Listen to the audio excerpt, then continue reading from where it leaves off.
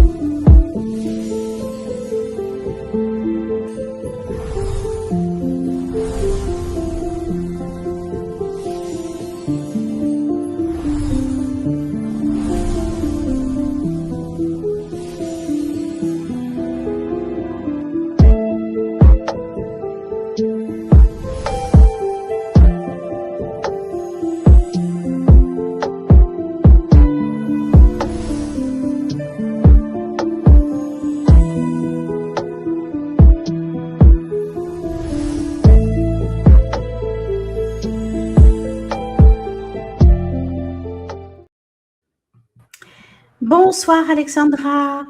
Bonsoir. Alors, ma chère Alexandra, pour ceux qui ne te connaissent pas, donc tu as connu les cabarets, les coulisses du spectacle, les nuits parisiennes et une époque où le glamour côtoyait les plus grandes figures du cinéma et de la chanson. Tu as rencontré des personnalités qui ont marqué leur génération, des artistes, des acteurs, des icônes dont les noms appartiennent désormais à l'histoire populaire française. Alors, si ton parcours fascine, ce n'est pas seulement pour cela.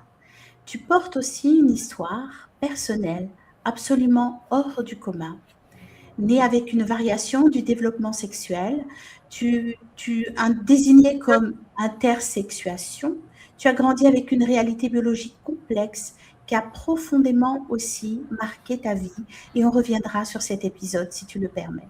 Voilà. De cette expérience singulière, tu as aujourd'hui un regard particulier sur les débats contemporains autour de tout sujet, mais également celui du sexe, du genre, de l'identité, de la transition médicale des mineurs. Tu es une voix engagée dans la protection de l'enfance et je te remercie pour ce combat que tu mènes avec beaucoup d'ardeur et beaucoup d'amour. Alors, ma chère Alexandra, nous allons te découvrir un petit peu plus ce soir.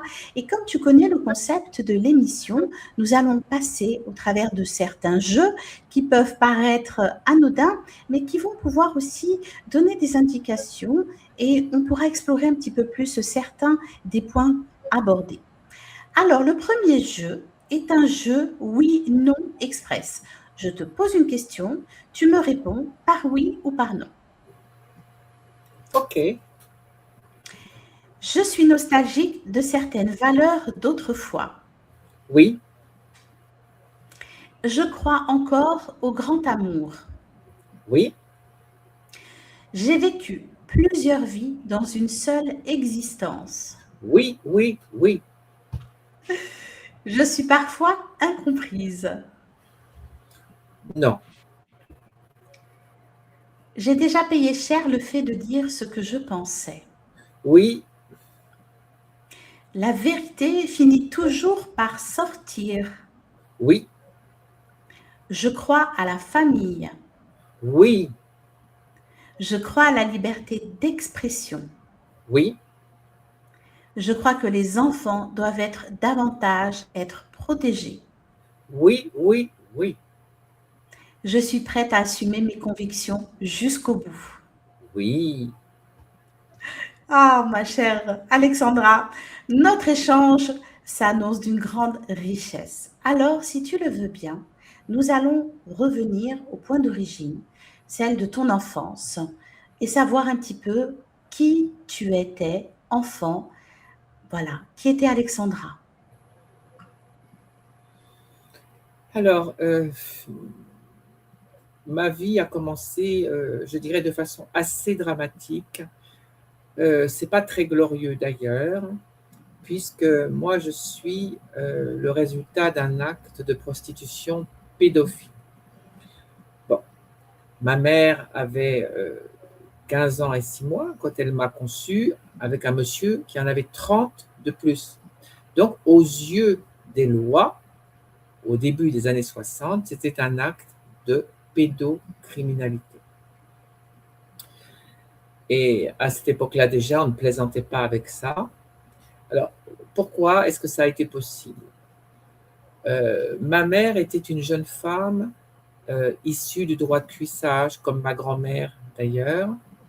C'était des femmes qui, à une certaine époque, étaient recrutées par des hommes de la haute société, des familles aristocrates, des femmes de conditions inférieures, roturières. Inférieures, c'est pas péjoratif, hein, c'était comme ça. Mhm, mhm, Et ils les employaient dans leur château, dans leur manoir, pour des tâches déterminées, alimentaires, quotidiennes, etc. Toutes sortes de choses très correctes. Hein. Mais elles servaient aussi aux fantaisies intimes et sexuelles de tous ces messieurs de la haute société. Et donc, la plupart se retrouvaient embarrassés et atterrissaient entre les mains des faiseuses d'anges, à l'époque, les avorteuses clandestines, qui, mhm, avec des aiguilles à tricoter, trifouillaient leur ventre et réglaient le problème. mhm. Ma grand-mère, m'a-t-on expliqué, avait déjà été avortée 3 fois et on lui avait dit, vous n'êtes plus féconde. Donc, elle ne s'y attendait pas et elle est tombée enceinte de ma mère. Et sur un coup de tête, ou parce que, m'a-t-on dit, c'était un désir de rédemption, de porter cet enfant, de mettre au monde cet enfant qui est pour elle un don de Dieu, car paradoxalement, ma grand-mère était très croyante. Euh, Elle a mené sa grossesse à la campagne et elle est revenue après au château avec cette petite fille.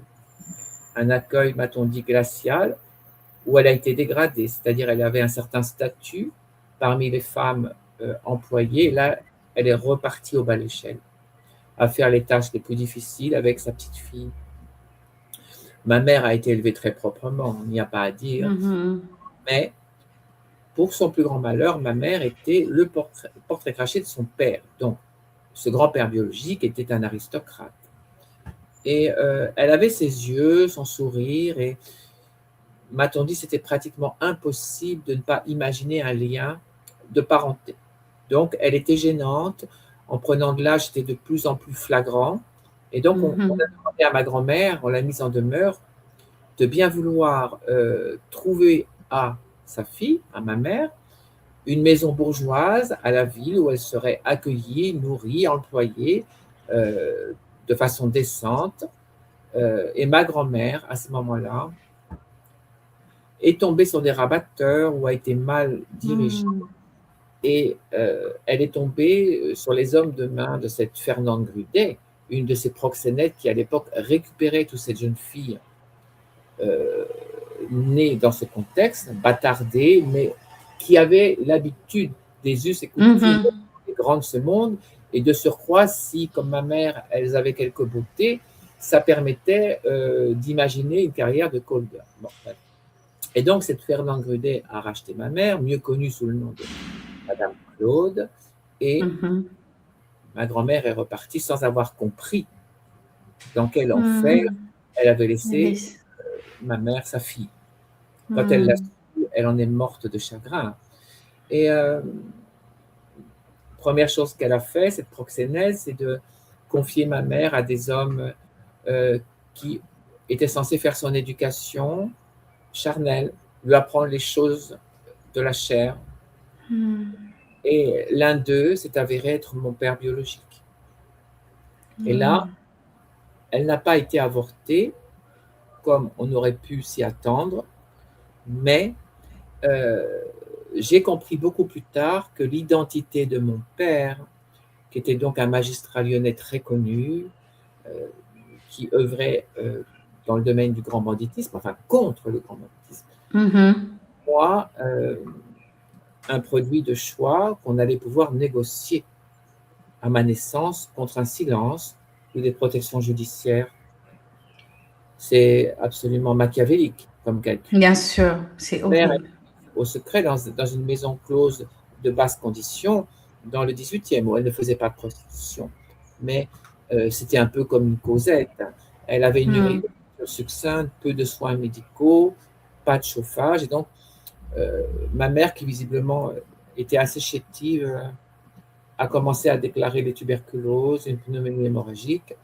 Et quand elle m'a mis au monde, c'était une petite jeune fille comme ça, de piètres conditions, et elle est morte d'épuisement et avec une septicémie, une infection généralisée, qui l'a emportée 3 heures après la délivrance.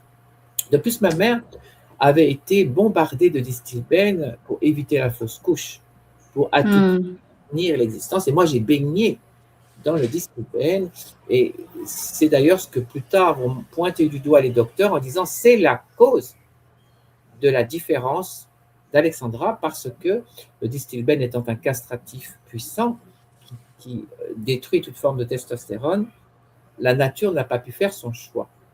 C'est-à-dire que les embryons sont femelles, et au bout de la 3e à la 5e semaine, la testostérone arrive et dit à l'organisme de la maman, alors on fabrique le canal de Wolff pour le petit garçon ou de Muller pour la petite fille. Et dans mon cas, la testostérone étant détruite, rien n'a pu être fait, et les deux composantes se sont développées de façon anarchique en s'auto-détruisant. Et donc je suis née avec un syndrome de pseudo-hermaphrodisme congénital primaire, c'est-à-dire une alternance de chromosomes, un karyotype mixte XXY, et surtout un stade d'hybridation totale, incapacité de se reproduire, et une sphère génitale totalement, je dirais, asexuée, non fonctionnelle, avec des éléments ambigus des deux sexes. D'accord. Comment as-tu compris que ton parcours était différent? Moi, j'ai rien compris du tout. C'est souvent une question qu'on me pose, parce qu'un enfant n'a pas conscience d'être différent. Surtout que moi, on m'a mis immédiatement, enfin mes parents adoptifs, qui après mon année chez une mère nourricière, mon père biologique, qui enfin avait été mis au courant, qui est rentré dans une colère noire, a tout fait pour que je sois adoptée de façon plénière par une famille de grande qualité. Mon grand-père adoptif était un ami de mon père biologique. Ça fréquentait le Jockey Club, le Lions Club, le Rotary Club, et c'était des grands amateurs de femmes, de courtisanes, etc. Donc c'est pour ça que j'ai toujours dit que je suppose que si moi j'existe, il y en a d'autres aussi qui existent. Oui, je comprends. Et à l'adoption, évidemment, en avril 65, moi je suis né en mars 64, mes parents ont été avertis par le pédiatre qu'il y avait une suspicion d'hermaphrodisme, mais qu'ils n'en étaient pas sûrs. Et que de toute façon, il fallait attendre la puberté, contrairement à ce qu'on dit aujourd'hui, qui allait être le détonateur. En tout cas, Oui, d'accord. je confirme qu'il y a un désordre génétique massif, ou alors la nature aurait infirmé en remettant les choses aux normes. Et dans mon cas, évidemment, ça a confirmé la problématique. Et quand mes parents, petits, surtout ma mère qui était médecin, mais a compris que je ne serais jamais ce qu'elle aurait imaginé, c'était une immense souffrance pour elle. Et donc, mon père a fait le choix de me mettre à la campagne, en huis clos, chez mes grands-parents maternels, où j'ai été élevé dans le bonheur par ces agriculteurs dans une exploitation agricole. Par justement des grands-parents qui étaient pratiquement beaucoup plus ouverts d'esprit que mes propres parents adoptifs. J'ai été très heureuse. Moi, évidemment, je n'avais conscience de rien. De rien, évidemment. Un enfant n'a pas conscience, tu as raison. Bien sûr. C'est les autres qui vont lui faire prendre conscience en disant, ah oui, mais Bien sûr. vous n'êtes pas comme moi, vous n'êtes pas comme les autres, vous n'êtes pas dans les normes, vous n'êtes pas une fille, vous n'êtes pas un garçon, vous êtes quoi, on ne sait pas, mais en tout cas, vous n'êtes ni l'un ni l'autre. C'est toujours ce qu'on m'a dit. J'étais soit les deux à la fois, soit aucun des deux. Et à partir de quand les gens t'ont renvoyé cette image? Oh, bien plus tard, quand je suis arrivé à Paris, à 17 ans et 8 mois. Jusqu'à 17 ans et 8 mois, je suis resté en huis clos à la campagne. Et mon père avait été extrêmement fin et, je veux dire, visionnaire, et avait dit à mes grands-parents, faites faire à l'enfant toutes sortes d'activités, aussi bien garçon que fille, pour que l'enfant puisse psychologiquement se déterminer. Donc, Très intéressant. Il y avait un modus vivendi. Avec ma grand-mère, je faisais toutes sortes d'activités, mais à la campagne, tu sais, les activités des femmes sont très rudes. Bien sûr. Ce que j'ai fait plus féminin avec ma grand-mère, c'est concevoir des bouquets de fleurs, les soins aux animaux, aller au lavoir avec elle pour laver les affaires du papé, apprendre à cuisiner. Et alors, le soir, c'était la quintessence de la féminité. Elle mettait un escabeau, je montais derrière et je coiffais ses longs cheveux à ma grand-mère et je lui faisais une tresse qu'elle roulait ensuite dans son bonnet de nuit et je dormais avec ma grand-mère tranquille. Ma grand-mère, je l'adorais. Et mon grand-père, c'était un maquignon paysan, un homme bon vivant, comme ça, extrêmement costaud, qui était boxeur, faisait la boxe anglaise, un amateur des plaisirs de la vie, de beaucoup de femmes aussi d'ailleurs, avec ma grand-mère. Et avec lui, je devais faire des activités plus basées sur la force. J'allais avec il m'avait acheté une petite Annette, finette, petite Annette grise, dont je suivais mon grand-père jucher sur la petite Annette, et on allait faire le tour des pâturages. J'aidais à mettre le foin dans comment ça s'appelle, la fiole, là.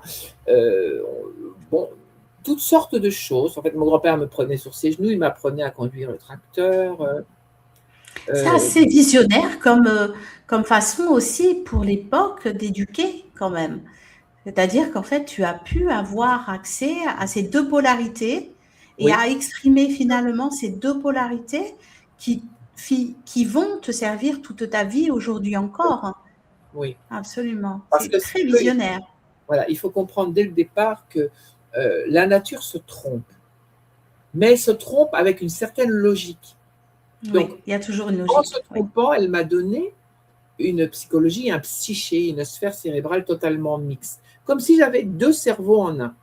C'est ce que j'allais te dire. Ouais. Et donc, automatiquement, j'ai cette espèce de regard universel sur le cosmos. C'est comme si je pouvais savoir au même moment, face à une situation bien déterminée, ce qu'un homme va faire et ce qu'une femme va faire. Et moi, je fais ma petite cuisine moi-même et je dis par rapport à mon âge, à ma maturité, à la situation, moi, je vais réagir comme ci, comme ça. Tu vois, ça s'est affiné après avec le travail des psychiatres. Et là, on m'a à structurer l'ensemble.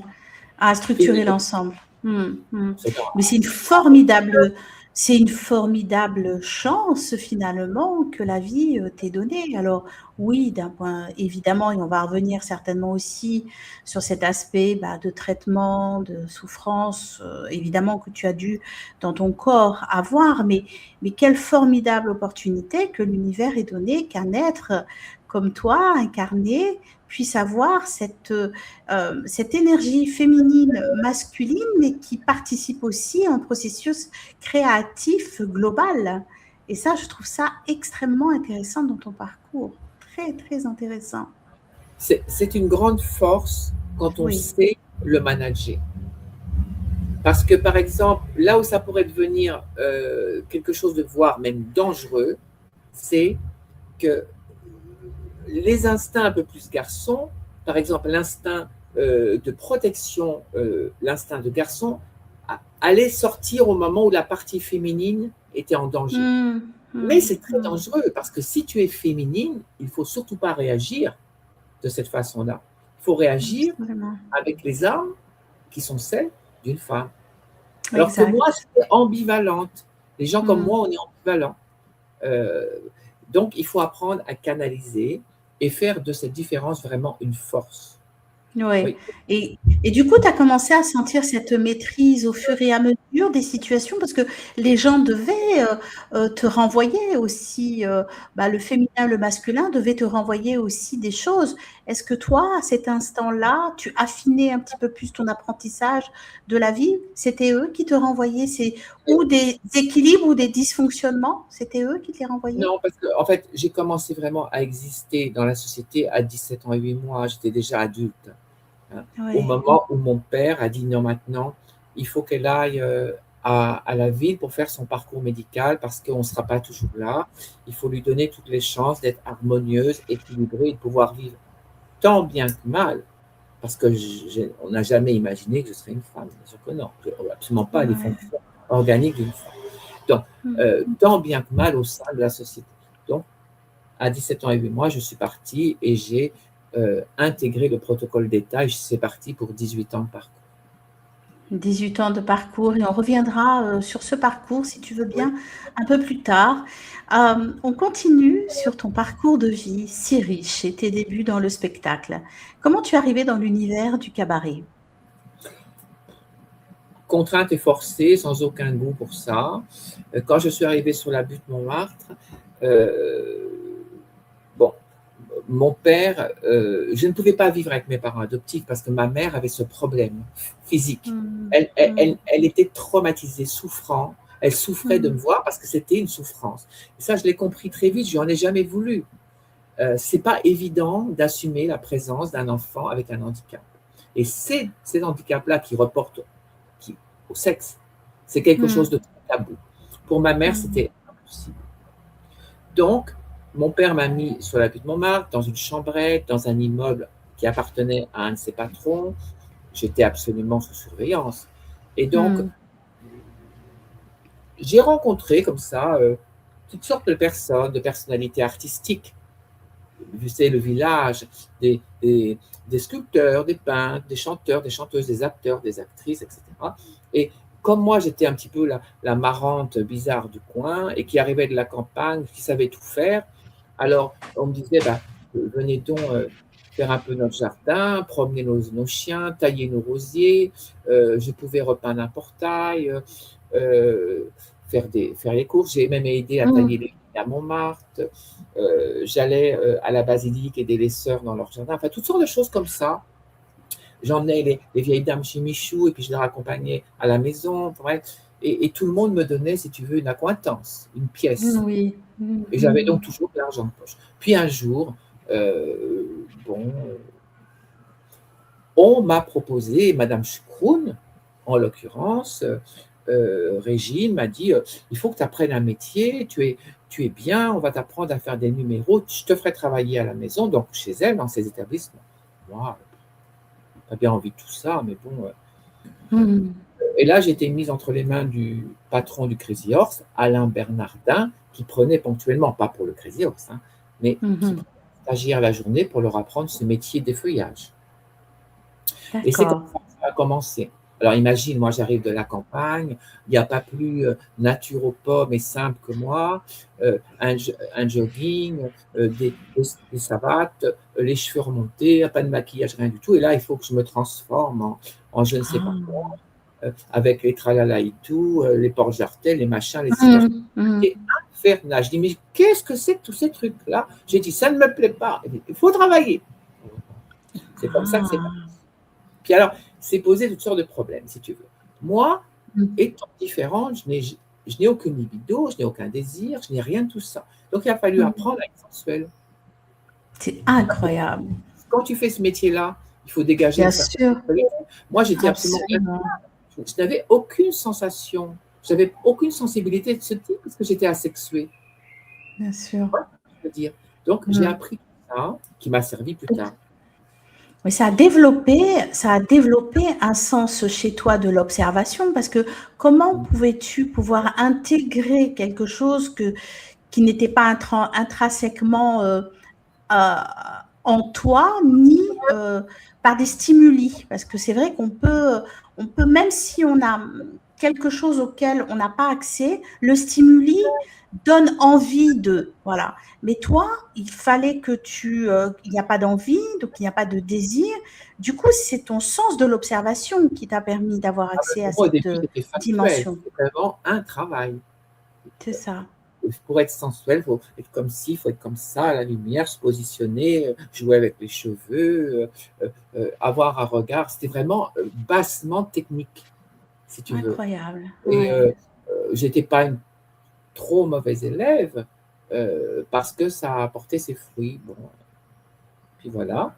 Et donc, j'ai fait ce métier pendant plusieurs années qui m'a permis de gagner l'argent la nuit dans tous les établissements de Montmartre, tranquillement, et de mener à bien mon parcours médical.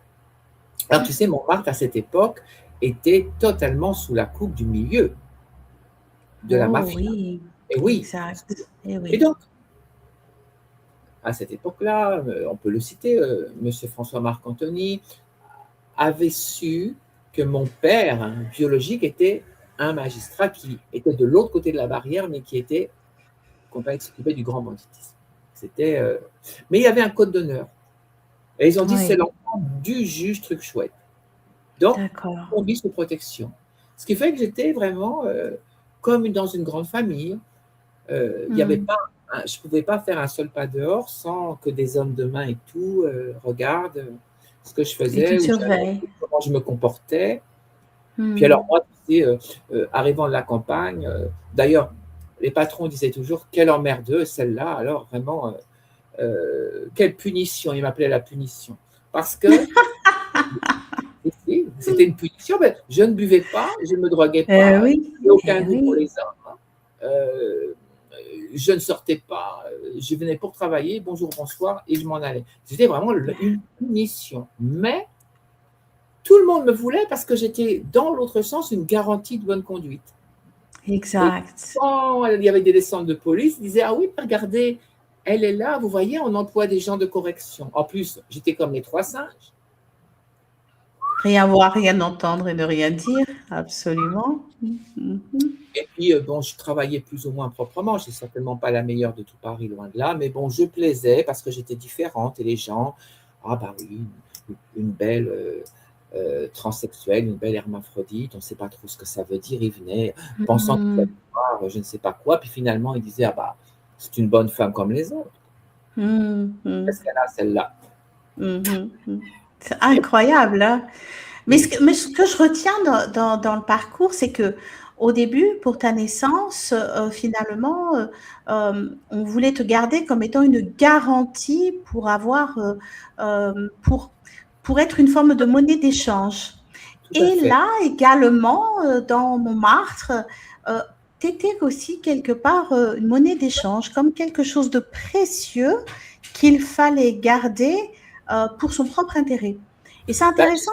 euh, ça a été un paradoxe total parce que j'avais une haine absolument dantesque pour cette proxénète qui avait brutalisé ma mère et j'ai dit un jour je vais la hmm, tuer. Excusez-moi, hein, mais c'est ce que je pensais. Parce que j'étais persuadée que si j'étais différente, c'est parce qu'on me faisait payer à moi le rapport contre nature et le c'est décès de ma ça, propre mère.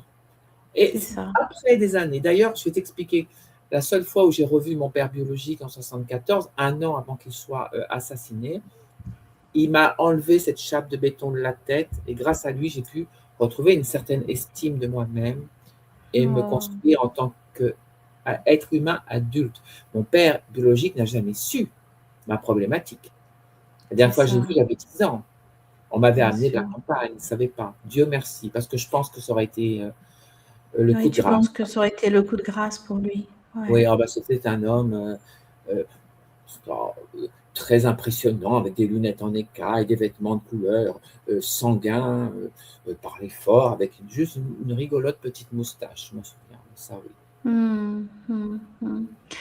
Quelle aventure. Quand je t'écoute, c'est passionnant et tu le sais qu'à chaque fois, j'aime. Fonctionnaire, je ne voulais plus en entendre parler. Et Eh ouais. malheureusement, elle faisait les beaux jours des nuits parisiennes en fournissant toutes sortes de call girls plus belles les unes que les autres à la haute société. Et François Marc-Anthony, donc ce monsieur qui a pris soin de moi sur la butte Montmartre, a organisé des soirées avec les filles de Fernand, de Madame Claude. D'accord. Donc, j'ai pas pu mettre toutes les distances que j'aurais voulu. Bien sûr, bien sûr. Tu n'avais pas le choix non plus en même temps, tu me diras. Non, Tu n'avais pas non plus le choix, c'est non. clair. On va parler de ta féminité, justement, celle qui a été acquise, mais en même temps, tu es une femme belle, Alexandra, je le dis, qui dégage beaucoup de très belle énergie. Être femme pour toi aujourd'hui, est-ce que être sensuelle et spirituelle, c'est tout à fait possible? Et Sûr. que penses-tu du rapport actuel de la féminité? Oh, ça, les choses ont beaucoup changé, hein. Mais Hmm. est-ce qu'on laisse vraiment le choix aux femmes? Je trouve que le monde est très dur avec les femmes. Les femmes, il faut qu'elles soient des mères, il faut qu'elles soient des épouses, il faut qu'elles travaillent, il faut qu'elles fassent les tâches, qu'elles s'occupent de leurs parents âgés, il faut qu'elles restent belles, avenantes, féminines. Une femme qui vieillit, on ne lui pardonne pas. Un homme, dès qu'il a 3 cheveux blancs, une ride, oh là là, mais ça vous donne un charme fou. Une femme, dès qu'elle a 3 cheveux blancs, une ride, regarde la vieille. Hmm. C'est d'une Hmm. injustice totale. C'est vrai, C'est c'est quelque vrai. chose qui est récurrent. Et je trouve que plus Hmm. on avance dans le temps, moins ça s'arrange. Oui, c'est clair, c'est clair. Comme c'est comme une, c'est comme si notre société est bloquée à une vision de la femme presque virginale, intacte dans son image extérieure et intérieure, sans se rendre compte qu'une femme aussi, bah, c'est une évolution et de la société, une évolution qui marque le temps, hein, donc oui, je te rejoins là-dessus. Quant à moi, tu sais, la féminité, c'était compliqué à mon époque parce que la loi française nous interdisait, enfin, tu devais avoir l'apparence qui était liée à ta mention sexuelle. Donc moi, c'était sexe M Oui, à la oui, base. oui, oui, oui, oui, Ils avaient pas encore... Donc, j'avais pas le droit d'être féminine. c'est Donc, ça, c'était c'est les cheveux ça. attachés, une chemise, un pantalon, des chaussures plats, pas de maquillage, pas d'ongles peints et des choses comme ça. Et alors, c'était drôle parce que moi, je mettais des joggings couleur pastel, des petites baskets, j'étais très naturopathe. Et souvent, le soir, ça m'arrivait de croiser la mondaine. Il me disait, oh là là, mais qu'est-ce que tu es choquante comme ça, je ne t'aime pas comme ça, mais va donc mettre une robe, va donc t'habiller comme n'importe quelle femme. Qu'est-ce que c'est que ce truc-là? Il ne m'aimait pas quand Incroyable. habillée comme ça. Il voulait que je sois féminine, mais je dis, il faudrait savoir. Faudrait savoir. Ah On n'a pas oui. le droit d'être féminine, maintenant vous me dites de porter une robe. Oui, mais enfin, c'est moi qui décide à Montmartre. Mais après, j'avais j'avais un rapport assez particulier avec eux. Enfin, euh, Hmm. à Montmartre, c'était la chasse-poursuite, avec par Ah exemple les ouais. filles qui travaillaient sur leur fonds de commerce, c'était évidemment leur féminité caricaturale, avec tous les Bien tralala. sûr, avec Et tous les donc, tralala. la police et eux, c'était la course-poursuite tout le temps. Et ils les emmenaient en garde à vue en permanence. Les Ah transsexuels de ouais. chez Madame Arthur devaient sortir, même opérer. Je me souviens du coccinelle, Jacqueline Dufresnoy, qui disait, mais c'est impossible. Si jamais elle sortait habillée en femme, elle était immédiatement mise en Finalement, garde à tu vue. étais, finalement, tu étais préservée quelque part. Tu passais entre les mailles du filet, mine de rien, malgré toi. C'est pas que j'étais préservée, mais c'est que j'étais la seule, vraiment la Hmm. seule à vivre au grand jour, au milieu de la société, complètement naturophobe ma vie. Hmm. C'est-à-dire que, bon, alors beaucoup de gens se disaient, mais cette personne-là, c'est quoi exactement? c'est, Incroyable. mais vous êtes qui? Vous êtes garçon? Vous êtes fille? Je ne comprenais rien, parce que j'étais quand même androgyne avant, hein. Eh oui. Ça s'est arrangé, mais j'ai quand même des éléments sur moi qui sont un peu particuliers. J'ai des mensurations qui Mhm. ne sont pas exactement celles d'une femme biologique. Et donc, les gens me disent, qu'est-ce que c'est? Ben, j'expliquais. Ah bon, Mhm. ah bon. Puis après, dans 99,9% des cas, les gens ouvraient les bras, disant, ben, qu'est-ce que ça peut faire? J'étais Mais leur bien sûr, évidemment. C'est l'être qui compte. C'est ce que tu dégages, c'est la personne qui est, hein. Et du coup, bah, dans ce village de Montmartre, tu as fréquenté aussi des personnalités. On en avait déjà parlé toutes les deux. Alain Delon, que tu connaissais. Brigitte Bardot aussi. Est-ce que tu peux nous en dire quelques mots? C'était à Saint-Tropez. Hein. Alors, tu peux nous en C'est dire pas, quelques mots de c'est pas certaines? Oui, c'est pas à Montmartre, oui, oui. non, non, Tu non. peux, Ben, tu peux écoute, nous en celle dire? avec qui j'ai eu le plus de rapports intimes, c'est Yolanda Gigliotti, donc Dalida, parce que j'allais manger au Moulin à la Galette, chez Graziano, un petit restaurant italien délicieux. Et évidemment, ben, je mangeais en fonction de mon budget, c'est-à-dire une petite Hmm. salade composée le midi, et puis c'est tout. Je faisais un repas par jour, moi, à l'époque. En plus, je devais avoir la ligne pour le Oui, soir. oui, Et oui. donc, je voyais cette magnifique femme euh, lumineuse, euh, un pôle générateur de belles ondes. Puis elle me faisait Mhm. toujours un petit coucou, elle me faisait une petite caresse, euh, tellement mignonne. Et un jour, on m'amène une assiette de victuailles. Et je dis, mais je n'ai pas les moyens de payer ça, je ne peux pas. Et Graziano me dit, non, mais c'est offert. Donc j'ai cru que c'était offert par lui. Il m'a dit, non, non.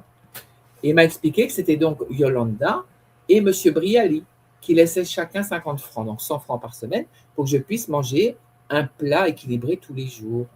Hmm. Et donc, j'ai été immédiatement frappé à sa porte pour remercier et dire est-ce que je peux vous aider, faire quelque chose pour vous remercier. Et à partir de ce moment-là, c'est devenu comme une grande sœur, on va dire ça comme ça. Et bah, je suis devenue la bambina, Ah. la copine de Montmartre. Quand elle voulait bambina, presto, presto, presto, elle disait viens, viens, viens. Et elle avait Hmm. besoin bah, de moi pour faire toutes sortes de choses. La cuisine, couper des légumes, tailler ses rosiers, un point de couture sur une robe, bon, des bricoles, des choses comme ça. Mais elle a beaucoup fait pour moi. Et alors, Monsieur Delon, c'est autre chose parce que euh, lui savait qui était mon père. Parce qu'il était Hmm. avec le milieu, Eh oui. de très près ce milieu-là. Et en fait, c'était le premier grand amour de Yolanda Gigliotti. Quand il est rentré d'Indochine de la guerre, elle est arrivée du Caire, ils étaient côte à côte dans les chambres de bonne. Et ils ont eu une liaison, euh, Hmm. une magnifique liaison. Ça s'est arrêté, ça a recommencé à Rome, en Italie, puis après ça s'est arrêté. Mais en fait, ils se sont jamais quittés. Et M. Delon a toujours eu une affection très vive pour Yolanda. Et quand il a appris que ben, on avait quelques tendresses, quelques affections ensemble, et que j'étais là souvent, que j'étais là si elle n'allait pas bien, pour rester près d'elle, etc. Donc, il m'a moi aussi pris sous sa coupe.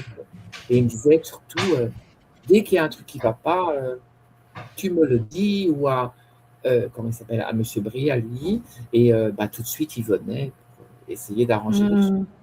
Hmm. Et je précise que ces gens-là, je ne les côtoyais absolument pas dans leur travail. Hein. Moi, c'était Hmm. vraiment d'homme à homme, de femme à femme ou de femme à homme, je ne sais pas comment on peut dire. C'était des rapports humains dans la vie de tous les jours.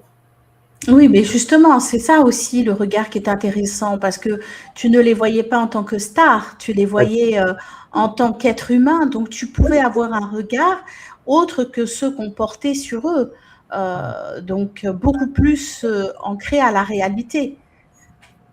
Oui, c'est d'ailleurs pour ça qu'ils m'aimaient bien, parce que moi, j'étais, je te dis, très naturopathe, beaucoup de gens me disaient, ah, mais on t'a vu, tu étais avec un tel, mais pourquoi tu leur demandes pas ci, pourquoi tu leur demandes pas ça? Mais je dis, j'aurais l'air maligne de demander ça, moi, je m'en fous, j'ai pas besoin, j'étais très bien comme ça. Tu vois, tu es une personne Hmm. très simple, je gagnais ma vie modestement. Et d'ailleurs, quand je me suis mis à faire les feuillages, Monsieur Delon l'a très mal pris. Et j'ai eu une bonne correction. Ah oui. Oui, parce qu'il avait d'autres projets pour moi. Et moi, je ne voulais pas dépendre de qui que ce soit. Et en fait, je ne l'ai pas fait pour le mécontenter. Je l'ai fait parce que je ne voulais pas déranger. Je voulais gagner ma vie toute seule et être tranquille. Et un jour, c'était un des premiers soirs où je me produisais. Donc, et le patron me dit, déjà, je n'étais pas très à l'aise parce qu'au début, se déshabiller, ce n'est pas si simple. Bien sûr, Et il me dit, c'est tu es pas attendu évident. dans les loges, j'aimerais pas être à ta place. Je dis, pourquoi? Qu'est-ce qui se passe? Et il me dit, c'est le guépard et monsieur Marc-Antoine Michel. Lui est Oui. sorti, Alain est resté dans la pièce, et je me suis pris une claque monumentale, et il m'a dit, dans la môme, là, tu ramasses tes frusques, après on cause. Et là, pendant 3 heures, j'en ai entendu de toutes les sortes, tous les reproches du monde, et qu'il avait d'autres projets pour moi, et que j'avais tout gâché, et que je ne l'avais pas averti, que je voulais être au courant, et que, et ben, puisque c'était comme ça, j'avais qu'à me débrouiller.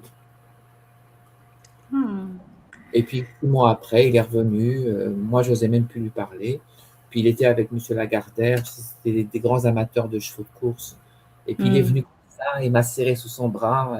Il m'a dit, alors, quand est-ce que tu vas me dire bonjour et tout? Et puis, voilà. Mais après, c'est passé. Il m'a dit, je Hmm. t'en veux pas et tout.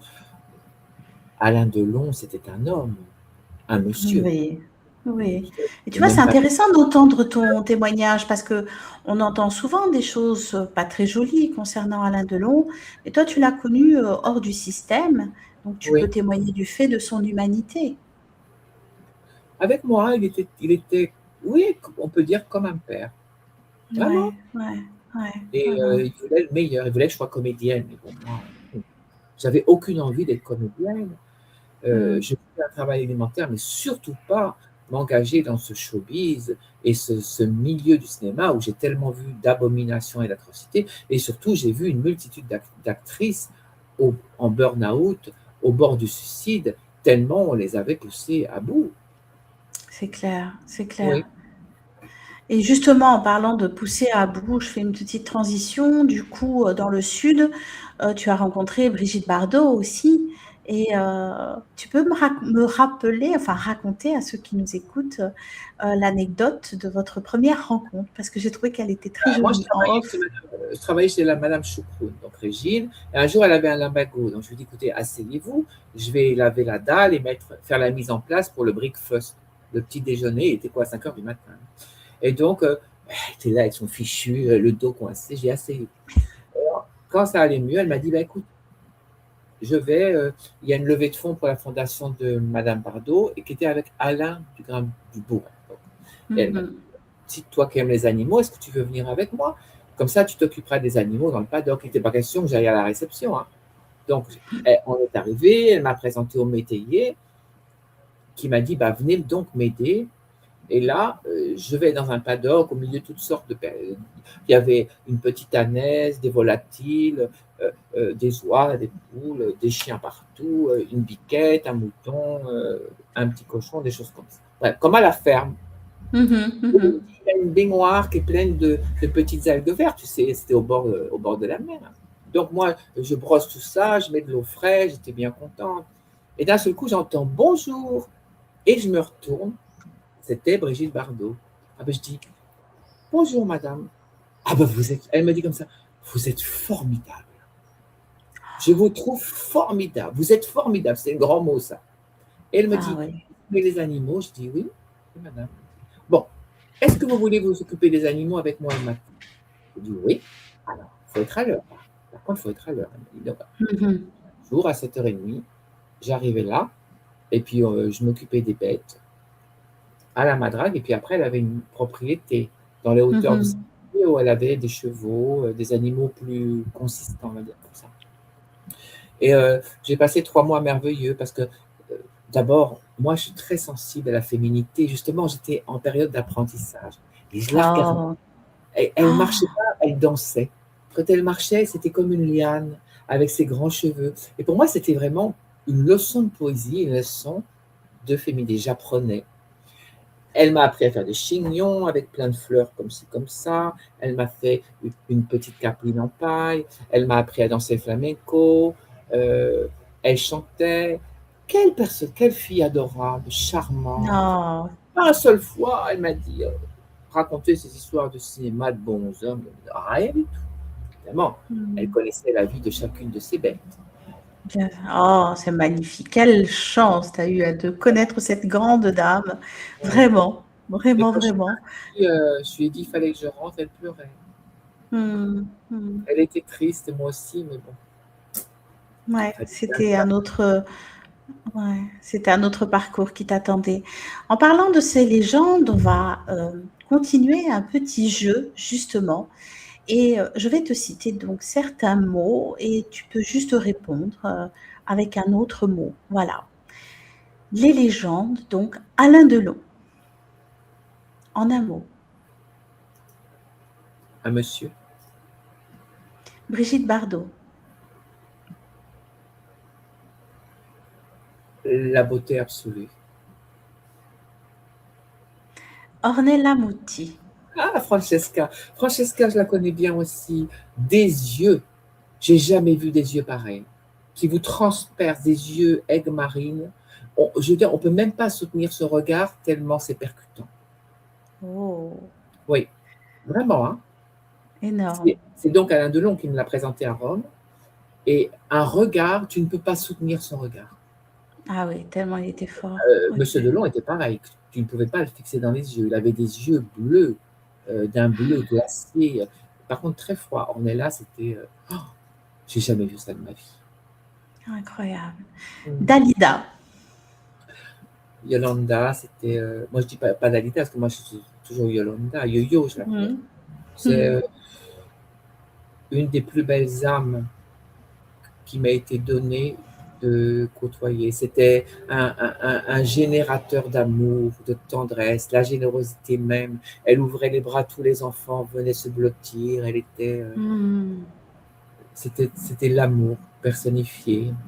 Une immense dame. Une immense dame. Mhm. Vraiment. Paris.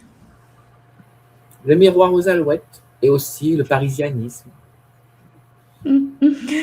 Le glamour. Le glamour, pour moi, c'est un métier. Parce que, évidemment, dans ces milieux-là, de cabaret, tu apprends tout ça. Aucune Bien femme sûr. ne pousse le glamour à ce paroxysme naturellement. Mhm. Mhm. Bien que certaines ont des aptitudes très particulières. Et, euh, je- mais le glamour, c'est quelque chose qui se travaille. Si tu me parles de charme et de charisme, ah bah, je te citerai tout de suite Fanny Ardant, qui est loin d'être la plus belle Ah. femme du monde, mais elle a un charme, un charisme. Elle a un magnétisme qui Elle te est ferait tout faire. énorme. Oh, c'est impressionnant. Je suis extrêmement impressionnée par cette femme, hein. Elle a un magnétisme, une force, tu Elle était sens. souvent de Montmartre aussi. Une femme Aussi. d'exception. Oui. Hmm. Les hommes de pouvoir, en un mot. Des hommes de pouvoir, des hommes qui certes gèrent des responsabilités importantes, mais qui bien souvent n'ont pas, je dirais, le sens de la responsabilité ancré en eux par rapport à la morale. Et qui s'autorisent tellement de choses discutables qu'on finit par se demander si euh, cette puissance et ces responsabilités sont mises entre les mains de quelqu'un qui est capable de gérer ça avec justement déontologie. Non, les hommes de pouvoir, malheureusement, je les ai tous vus, à quelques exceptions près, mal se conduire. Surtout avec les femmes. Hmm. Brigitte Macron. Brigitte Macron, je ne peux pas tellement en parler, puisque nous sommes, comme tu sais, je suis cité dans un procès contre cette personne. Oui, on en parlera un peu plus en J'ai détail tout à l'heure. J'en veux à Brigitte Macron, non pas par rapport à sa nature profonde, je la plains plutôt qu'autre chose, mais je lui en veux de mépriser le peuple français et de ne pas avoir su saisir cette opportunité de montrer qu'une personne différente, parce qu'elle est différente, je n'en dirai pas plus, peut véritablement être formidable. et faire des choses à propos pour le peuple. Ça aurait été pour nous un miroir incroyable. Bien Enfin, sûr, une personne différente au pouvoir, ça aurait bien été sûr. vraiment euh, une chance de montrer que oui, on peut être différente et être une personne de correction et de bien. Malheureusement, c'est tout l'inverse. Hmm. On en reviendra un peu plus en détail quand on abordera un petit peu ton actualité. À quel moment tu as senti, et si tu as senti, que ta vie avait pris un tournant différent? Tu veux dire au niveau médical? Oui, au niveau médical, au niveau de tes rencontres, au niveau global. Est-ce qu'il y a un moment donné un point de rupture qui a fait que, ou un prolongement tout simplement d'une Alexandra, du début de sa vie jusqu'à aujourd'hui? Ou est-ce qu'il y a eu des moments? Moi, je dis souvent ça. Je dis souvent que c'est comme si je m'étais laissé porter par les ondes ou les flots d'une rivière, parfois Mhm. tumultueuse, parfois apaisée, etc. J'ai jamais, si tu veux, dit je vais faire ci, je vais faire ça. J'ai été par contre très adaptogène, tu vois, Mhm. par rapport à ma différence. Immédiatement, il a fallu que je sache m'adapter. Quand on dit une personne est intelligente, c'est tout simplement la faculté d'adaptation. Moi, Bien cette faculté sûr, d'adaptation, j'ai dû la développer immédiatement depuis toute petite parce que c'était compliqué pour moi. bien sûr, bien Je sûr. devais m'adapter par rapport à moi-même et par rapport au monde. Donc, voilà, c'est. Mais non, je ne peux pas dire que c'est moi qui ai décidé. Non, je me suis adapté à ce qu'on me Oui. demandait de faire, à mon parcours médical, adapté au rapport avec mes parents adoptifs, adapté après, beaucoup plus tard, en couple, à une vie conjugale avec certains hommes, pas beaucoup, il n'y en a eu que 4 dans ma vie, Dieu merci, Mhm. euh, adapté à toutes sortes de choses. Ouais, c'est ta grande force, l'adaptation, pour le coup. Et C'est pas une c'est, force, c'était la seule solution que j'avais pour survivre.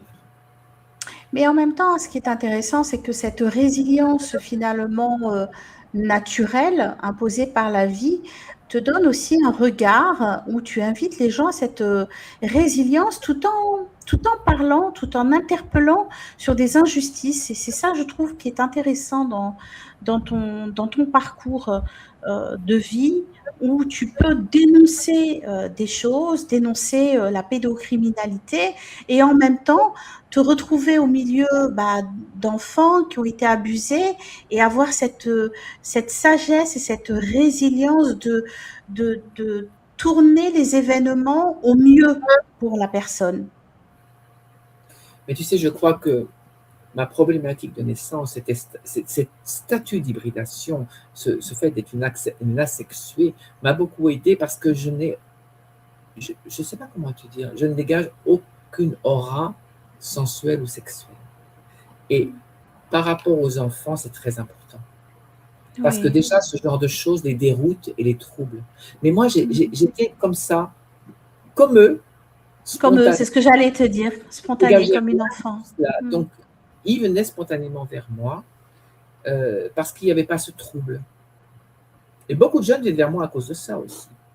Bien sûr, ils se sentent en confiance, donc tu Oui, vois, c'est oui, oui, parce ça qu'il n'y crée. a aucune connotation qui puisse les mettre mal à l'aise.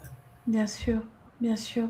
Et du coup, ça t'a beaucoup servi et ça a servi cette cause aussi pour les enfants.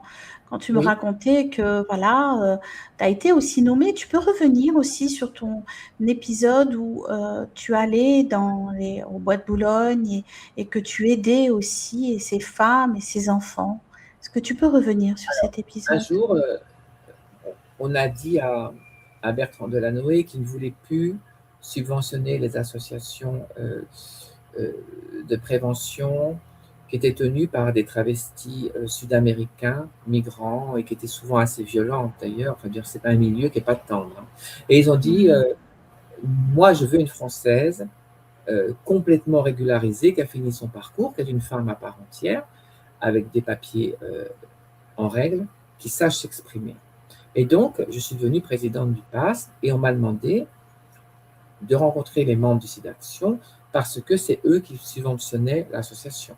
Mon propos à moi, c'était d'aller sur le terrain pour endiguer, en toute modestie, l'explosion du HIV qui commençait à toucher toute une partie de la population hétérosexuelle que sont les femmes et les épouses d'hommes Effectivement. avaient recours à la prostitution, aux prostituées, pas à la prostitution, aux prostituées, mais sans vouloir prendre de protection adaptée et ramenaient le virus à leur épouse.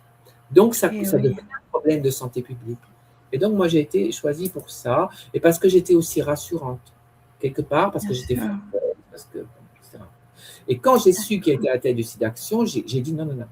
Pierre Berger, j'avais tellement entendu de choses abominables que j'ai dit non, non, non. Bon, on m'a dit, écoute, l'important, c'est que tu sois sur le terrain et que tu fasses ce que tu as à faire. Laisse-le tranquille, etc. Donc, je suis passé la porte, bonjour, au revoir, et à partir de ce moment-là, plus jamais je me suis rendu à une réception ou une invitation de Pierre Berger ou même de Anne Hidalgo, qui était troisième adjoint, deuxième adjoint, et puis quand elle a eu son fils avec François Hollande, elle est devenue ensuite, lui, président de la République, il l'a propulsé comme ça. Mais ces gens-là, je ne voulais pas les côtoyer. Tu ne voulais pas avoir de lien avec eux pour ne pas être associé. Madame Hugrenot, oui, mais les autres, non, pas du tout. Moi, je faisais des petits trucs sur le terrain. Et donc, je suis arrivé au Bois de Boulogne pour m'occuper des prostituées adultes, ce qui est déjà énorme. Bien sûr. Et là, au détour de chemin, je vois des enfants. Je m'interroge. Et je comprends que des enfants issus du quart-monde de Paris, des bidonvilles qu'il y a aux alentours de Paris ou dans les bois, sous des bâches, sans eau, dans des conditions de précarité extrême, et bien ces enfants-là, pour survivre, vont faire du sexe, comme on dit, en groupe, souvent managés par des adolescents un peu plus âgés qu'eux, mais enfin, âgés, ça veut dire 13-14 ans. Il y en a d'autres qui avaient 10, 11, 12 ans. Pratiquement que des petits garçons. Parce que les petites filles, elles sont immédiatement vendues. Et j'ai décidé, en parallèle des prostituées adultes, de m'occuper d'eux. Et donc, j'allais sur le terrain et il y avait déjà toutes sortes de personnes bénévoles qui étaient là, qui faisaient le nécessaire. Moi, je me mettais beaucoup en travers pour que les gros cylindrés ne puissent pas violer les enfants ou leur faire du mal. Mais enfin bon, le problème qui se posait, c'était alimentaire. C'est bien gentil de faire la morale en disant non. Eh oui, si ton assiette est vide. Il faut bien qu'il leur donnait aussi de l'argent. Donc les enfants n'avaient plus d'argent. Donc il fallait compenser. Absolument. Trouver des moyens où ils puissent manger, s'habiller, être soignés proprement, etc. C'était compliqué, tu sais. Ah oui, mais pour le coup, c'est devenu aussi un combat personnel parce que tu connais cette problématique et que tu as été sur le terrain. Moi, je n'ai jamais subi ça.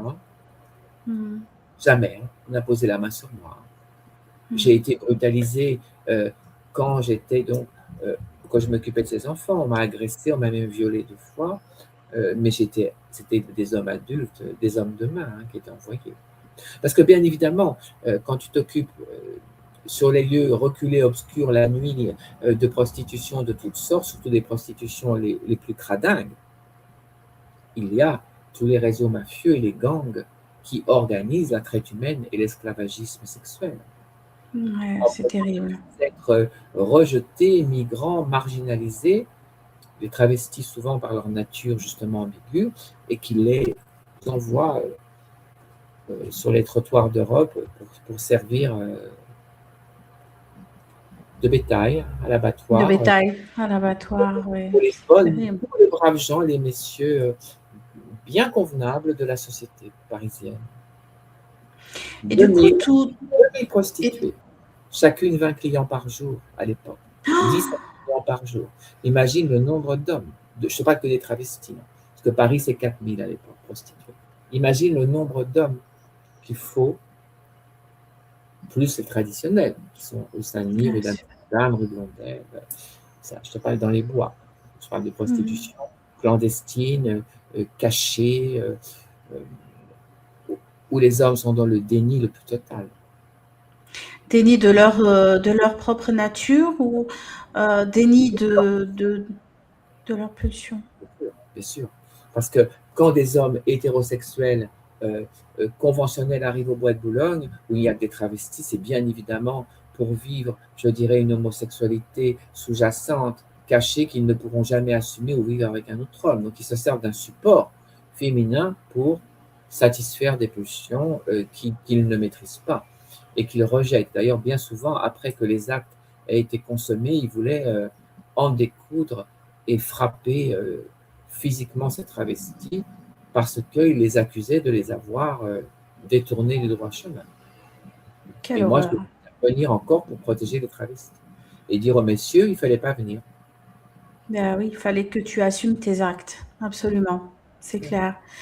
Et malgré tout, tu vois, dans tout ce que j'entends et dans ceux qui vont écouter cette belle émission, de ton témoignage, malgré tout, tu crois toujours en l'amour après avoir vu toute cette lie? Voilà. Bien sûr. L'amour n'a rien à voir avec ça. C'est pas l'amour. Moi, je dis la première chose, et c'est très dur à entendre, que je disais aux prostituées, l'amour ne fait pas partie de votre monde. Dans ce contexte, je veux dire, quand vous Bien êtes là, sûr, il n'y a pas d'amour. L'amour, bien c'est sûr. peut-être chez vous, dans votre vie privée à vous, intime. Mais l'amour ici, c'est pas pour vous. Et un jour, tu vas voir, c'est symptomatique. Il y avait une péruvienne, Lupe, Colombie, non, péruvienne. Et elle avait un client comme ça, attitré, qui avait 19 ans. Ce jour-là, parce qu'elle a pris quand même 7 coups de couteau. Et donc, oui. Et donc, le client arrive et dit, c'est mon anniversaire, est-ce que tu peux m'offrir le rapport? Et donc, elle a dit non, moi je travaille. Après, si tu veux, je te ferai un cadeau, mais ça n'a rien à voir avec mon travail. Truc, un client qu'elle avait depuis 2 ans, 2 fois par semaine. Hein. Mhm. Elle l'a connu. Hein. Et là, Mhm. c'est pour te dire, elle s'approche du garçon et elle lui dit bon anniversaire. Et elle l'embrasse là, sur la joue. Mhm. Mhm. Il est devenu, il paraît, vert de rage, comme un fou. Mhm. Quoi? Travelot, dégueulasse, tu te permets de m'embrasser, mais t'es quoi pour m'embrasser? Il a pris une espèce de petite opinel, tiens. Oh, quelle horreur. Ouh, j'en ai les Elle a frissons. inséré une seule seconde un semblant de sentiment. Oh God. Et c'est impossible dans ce genre de rapport. Bien C'est sûr. l'ouverture à se faire déglinguer. Tu vois ce que je veux dire? Le paradoxe. Ouais. Le paradoxe, il n'y a rien quand même de plus intime qu'un rapport sexuel. Sauf que là, on vend du sexe. On vend C'est des ça, services. Mm. c'est ça, c'est ça, c'est ça. On va refaire un autre jeu, si tu le veux bien. Alors, tu complètes juste la phrase. La vérité est. Le seul moyen d'accéder au spirituel. Le courage est. De faire des choses souvent difficiles où on peut malheureusement souffrir soi-même. La liberté coûte. Très cher. La famille est. La plus belle valeur au monde pour moi. Les enfants sont. Les enfants sont le symbole même de la pureté, de la fragilité, de la vulnérabilité, et notre devoir est de les protéger de tous les fléaux qui existent. La société actuelle est. Une horreur, Le, immonde, sil- le silence devient dangereux quand. quand il est perçu comme une inaptitude à donner une réponse claire.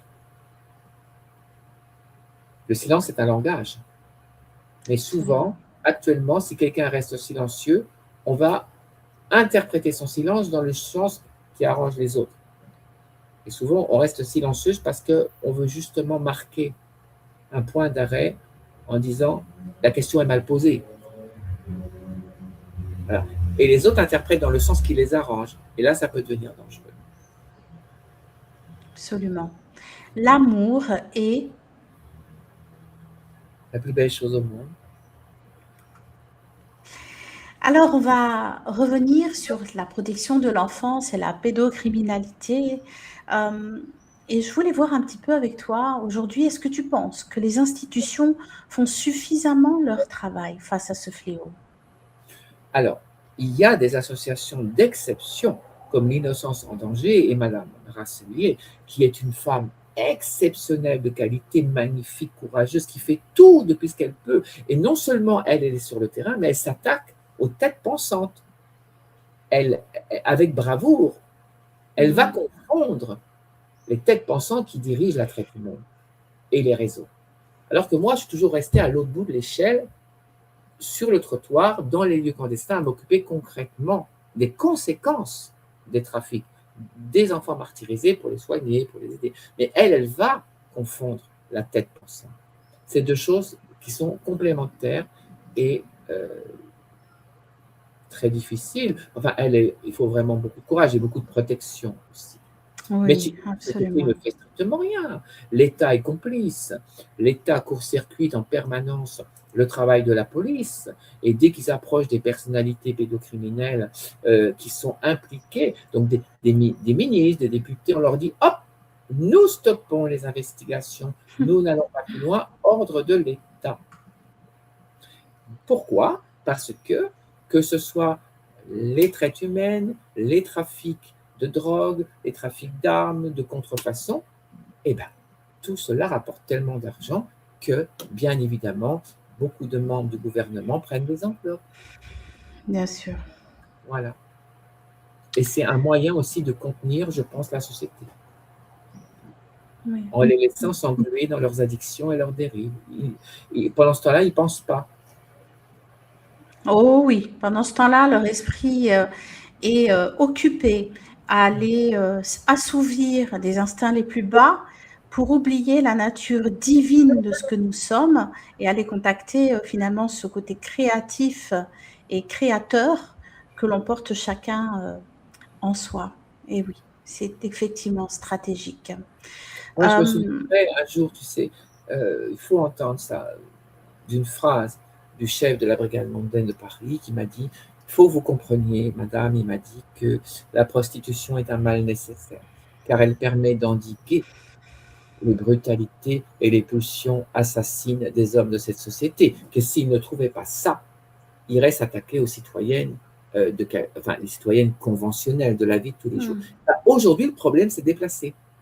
Les gens ont déplacé leurs addictions qui étaient déjà très gravement dirigées vers les prostituées, ils l'ont déplacé vers les femmes de la société et vers les enfants de la société. Absolument, de la société. Les êtres les plus sensibles et les plus fragiles, en l'occurrence. C'est comme l'État ne fait pas son devoir de protection, donc il est beaucoup plus facile pour eux d'aller taper sur... Moi, d'ailleurs, j'ai toujours cassé toutes ces espèces d'idées toutes faites. Ils disaient « Ah, tourisme sexuel. Ah oui, mais les enfants, c'est une autre culture. Les enfants à l'autre bout du monde, il n'y en a pas qui sont que nenni. Un enfant qui a 10 ans, qu'il soit aux Philippines, en Thaïlande ou à Paris, ou je ne sais attends tout, ça reste un enfant. On ne touche pas à l'enfant. Un enfant, il n'est pas concerné par toutes vos saloperies. Et un jeune adolescent, il a le droit de vivre tranquillement les belles choses de la vie, d'apprendre à se connaître avec des gens de son âge. Arrêtez de vouloir pourrir l'existence de tout le monde. Aujourd'hui, les enfants sont à peine arrivés au monde, qui sont confrontés à des problématiques d'adultes et qu'on veut presque leur dire, par le biais de la pédophilie, une accréditation d'une certaine forme de pédophilie. Oui, vous pouvez vous faire tripoter par un adulte, monsieur, c'est normal maintenant. Laissez les enfants tranquilles. Absolument. Laisser nos enfants tranquilles. Et justement, qu'est-ce que tu pourrais dire aux parents qui nous écoutent, aux grands-parents, pour aider à protéger nos enfants? d'être encore plus vigilants et vigilantes que jamais. Vous savez, nous, l'ancienne génération, moi, je n'ai pas connu ça parce que j'étais à la campagne, mais moi, je vois bien toutes sortes de vieilles dames qui me parlent en quartier. À l'époque, un enfant, il n'était pas tout seul dans la rue. Il y avait Bien sûr. les parents, les grands-parents, on allait les chercher le midi à la main du proviseur ou de la dame, comment on appelle ça, l'institutrice. Ils venaient manger à la maison avec la grand-mère, on le ramenait, le soir on allait les chercher, etc. Mais les enfants ne déambulaient pas tout seuls dans la rue avec des clés, surtout à la Bien campagne, sûr. dangerosité. Tu vois, il y a des dingos qui se cachent partout. Donc, attention, surveillez vos enfants, surveillez leur fréquentation, attention au téléphone, attention aux réseaux sociaux, la pédopornographie est partout, les outrances sont partout, les sollicitations sont partout. Attention avec tout cela et laissez les enfants vivre les choses qui les concernent, c'est-à-dire les choses de l'enfance. Préservez-les. Bien sûr. Bien sûr. Bien Et si sûr. les enfants posent des questions par rapport à leur évolution et des questions intimes, ça n'est pas à l'école d'y répondre avec des toquets qui viennent d'associations, je ne sais pas quoi, LGBT, je ne sais pas quoi encore. C'est aux parents à faire preuve, à faire prendre faire leur devoir par le biais de l'éducation. L'école n'est pas là pour éduquer, elle est là pour instruire. Non. Ce sont aux parents d'éduquer leurs enfants. Maman va expliquer à sa fille qu'est-ce qui va se passer à l'adolescence et le papa doit expliquer à son fils, voilà ce que mon fils, tu vas vivre avant d'être un homme, voilà comment ça se passe, etc., etc. Mais ce n'est pas le propos de l'école. Non, absolument. C'est aux parents, ça fait partie de l'éducation, effectivement. Mais bon, on a déresponsabilisé et puis mis tellement de charges financières, mentales sur les mamans, notamment sur les papas aussi. Mais bon, le papa, voilà, hein, dans la vision plutôt traditionnelle, celle que je partage, le papa, eh ben, il va aller au charbon, j'allais dire, à la guerre de ce monde. Et la maman, ben, elle veille sur son foyer, elle veille sur ses enfants, mais en même temps, voilà, on nous a tellement matraqué d'un discours égalitaire sur tous les points que du coup, bah, aujourd'hui, bah, c'est la famille et les enfants qui trinquent, notamment. Et surtout, arrêtez de raconter des conneries. On ne change pas de sexe. C'est faux. On va aider des personnes qui sont nées avec une déficience, une inversion, un statut d'hybridation, une inversion des chromosomes. On va les aider à retrouver tant bien que mal une espèce d'harmonie, une logique qui va leur permettre de vivre. Mais moi, ça n'a jamais fait de moi une femme biologique. Il y a toutes sortes de fonctions que je n'aurai jamais, je ne peux pas procréer. On a arrangé les choses au mieux. Mais il y avait une pathologie à la base. Qu'est-ce qu'aujourd'hui, Oui, on va dans les écoles raconter à des enfants qui sont en pleine forme, qui ont juste un questionnement identitaire, comme n'importe quel adolescent qui se demande, tiens, je suis un garçon, je ne suis pas une fille, pourquoi ci, pourquoi là? Et ben voilà. Alors, quelque part, on leur offre comme solution ce que moi, la nature m'a imposé par erreur. Alors, c'est pas oui, grave, stérile. on va vous donner les hormones, puis on va vous couper un peu ci, un peu ça, on va vous rendre handicapé, stérile, et vous allez finir en train de vous suicider la tête dans le mur parce que vous allez réaliser que finalement, votre vie, elle est foutue. Voilà ce qu'on est en train de faire. Et c'était très insidieux, parce que si un enfant peut choisir à 13 ans son sexe, son genre, et je ne sais pas encore quelle imbécilité, il peut aussi choisir sa sexualité. Donc, la pédophilie, ça y est là. Oui, oui, oui, oui. C'est une Très porte pour. C'est une porte ouverte pour la pédophilie, attention à pour, ça. pour la rendre finalement acceptable par la société. Donc voilà. Donc, alors, on va glisser aussi, si tu le veux bien, sur un autre jeu. Coupable ou innocent? Dis-moi. Les réseaux non, je te pose la question et je te donne une thématique et tu me dis coupable ou innocent. Les réseaux sociaux. Je vais dire coupable. Si on sait mal s'en servir, malheureusement, c'est un désastre, c'est une catastrophe. C'est un danger même. Les médias. Pareil. Ils ont un rôle d'information, les dissidents par exemple, heureusement qu'il y en a qui rectifient les informations, mais ils peuvent aussi, je dirais, développer des thèses, propager des idées qui sont des manipulations. Les influenceurs. Ça a du bon et du mauvais. Influencer, ça veut dire éventuellement aider une personne à modifier sa façon de penser, à revoir ses idées, sa façon de concevoir certaines choses. Ce qui est très bien dans un discours démocratique.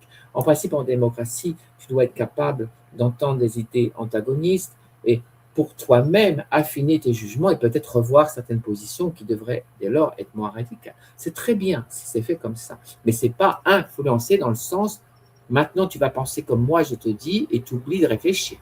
Non. Absolument. L'éducation nationale. L'éducation nationale qui devrait s'appeler l'instruction nationale. L'éducation, c'est aux parents. Laissez-leur faire leur travail. Apprenez-leur à écrire, à compter, à lire et à se tenir avec civisme proprement dans la société. Leur devoir. Les institutions. Les institutions, elles sont merdiques. Elles ne sont pas merdiques parce que ce sont des institutions. Elles sont obsolètes, archaïques, moyenâgeuses. Plus personne n'y comprend rien. Je pense qu'il faut vraiment, cette fois-ci, peut-être passer à la énième République, je crois à la sixième, un truc comme ça, et revoir la Constitution dans son ensemble d'une façon peut-être plus contemporaine. Ça ne veut pas dire que les autres étaient mauvaises, mais elles sont aujourd'hui inadaptées. Inadaptées à l'évolution de notre société. Oui. Les politiques, coupables ou innocents? Pour moi, c'est coupable. Alors, on va parler des valeurs de la famille et de cette société. Et je connais tes positions pour défendre l'idée d'une famille fondée sur un papa et une maman, un père, une mère. Pour toi, qu'apporte un père, qu'apporte une mère, et pourquoi tu penses qu'aujourd'hui, tous ces repères sont fragilisés? C'est la loi même de la genèse, de la nature. Un homme rencontre une femme, l'épouse, ils font d'une famille par amour. Tu vas me dire, c'est peut-être les bisounours, pas peut-être, mais en attendant, c'est ça, je dirais, l'idéal pour fonder une famille. Et c'est comme ça que ça se passe depuis la nuit des temps. Hein. Celles qui donnent la vie, qui portent, qui enchantent, qui vont pouvoir concevoir, ce sont bien les femmes. Non, c'est peut-être d'ailleurs la plus belle définition de la femme. C'est celle qui est là Oh oui. du renouvellement de la civilisation. Depuis quand un homme accouche par où? On se demande bien, qu'est-ce que c'est que ces bêtises? Après, les femmes ont l'apparence qu'elles veulent. Certaines sont très féminines, d'autres plus masculines, mais c'est la femme qui donne la vie. Et elle donne la vie parce qu'elle a eu un rapport avec un monsieur, hein, pas avec une autre femme. Donc, pour moi, je dis il faut arrêter de discuter. Il y a quand même 99,9% des êtres humains sur la planète Terre qui sont dans ce type de schéma hétérosexuel. Après, tu as tous les autres. Ce n'est pas aux autres, quand même, d'imposer leurs lois à la société. Hein. Qu'on les respecte, oui, ils sont différents, mais il faut aussi laisser la société conventionnelle un petit peu tranquille avec ses propres points de repère. Aujourd'hui, c'est le monde à l'envers. Regarde l'Assemblée nationale. Tu as une cargaison de choupettes. Hein? Excuse-moi pour ne pas dire un mot d'homosexuel. Il n'y a qu'à aller regarder marcher. Un jour, il y en a un qui m'a dit, mais comment vous le savez? Ben, il n'y a qu'à vous regarder marcher, j'ai compris tout de suite. Ah bon? Bah oui, bah oui. Mais aujourd'hui, la maison du peuple, l'Assemblée nationale, les ministères, le Sénat devraient être représentatifs du monde actuel. Et ben, il y a quand même 99% d'hommes qui ont des femmes, des épouses, des enfants, des familles. Et ben, il devrait y avoir 99% des hommes politiques en fonction qui représentent ces gens-là. Et après, effectivement, quelques personnes différentes choisies sur le volet pour leurs compétences qui représentent des minorités qui existent et qui doivent être respectées aussi. Oui. Absolument. On va parler de cette société. Qu'est-ce que tu penses qu'aujourd'hui on laisse à nos enfants? On laisse un monde apocalyptique où plus rien n'a de sens. Et moi, je me fais un souci monstrueux pour les jeunes générations. Je dis, mais mon Dieu, quand on sait ce que nous, on a vécu, le monde, il y avait de l'économie, il y avait du civisme, il y avait du respect entre générations, les rapports entre les hommes et les femmes n'ont jamais été simples, sont complexes, mais il y avait quand même une certaine logique du respect. L'homme et la femme sont complémentaires, mais aujourd'hui, tout est foutu en l'air. Je me demande combien de générations il faudra sacrifier pour revenir à une certaine cohérence. Oui.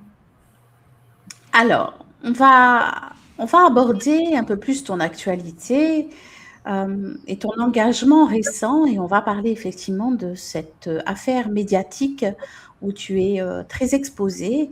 Est-ce que tu peux nous en dire un petit peu, faire la genèse et nous en dire un petit peu plus? Tu parles de l'affaire avec Brigitte Macron. Eh oui. Alors, moi, je n'ai pas déposé plainte contre Brigitte Macron pour sa nature.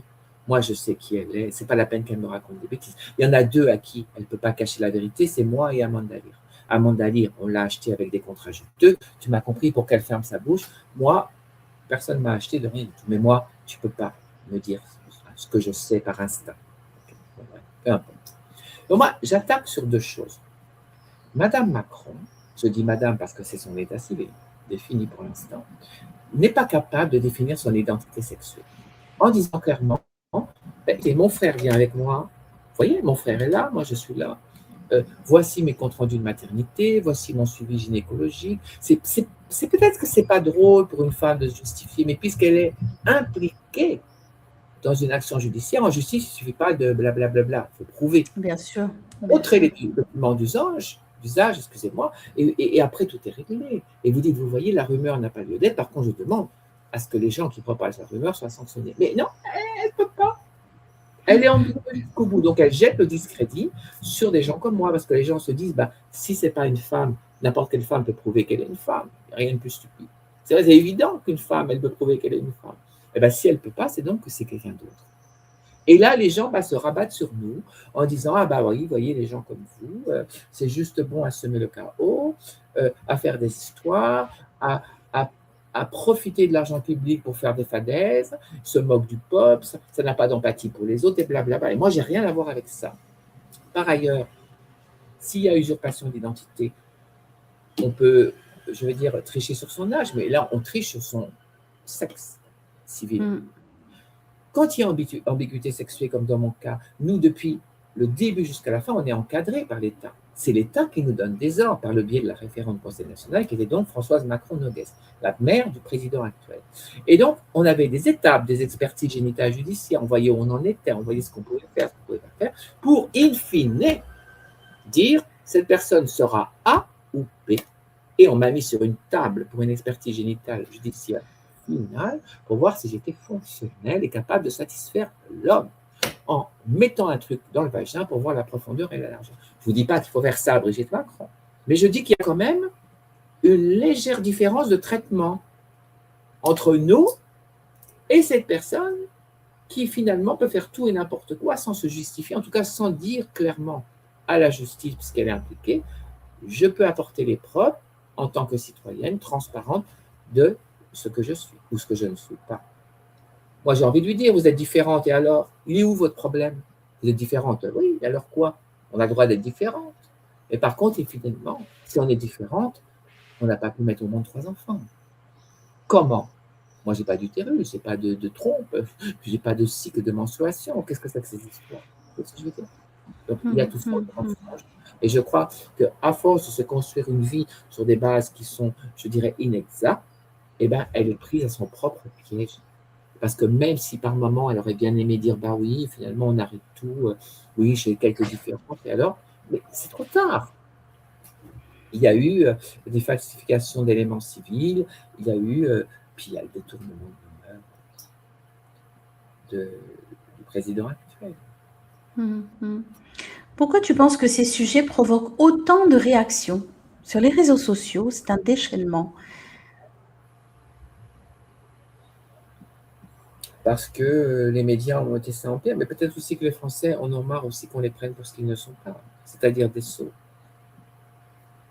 Moi, beaucoup de femmes ont dit, et c'est d'ailleurs très paradoxal, beaucoup de femmes ont dit, mais vous nous représenteriez, vous, à la tête de l'État, où on serait contente.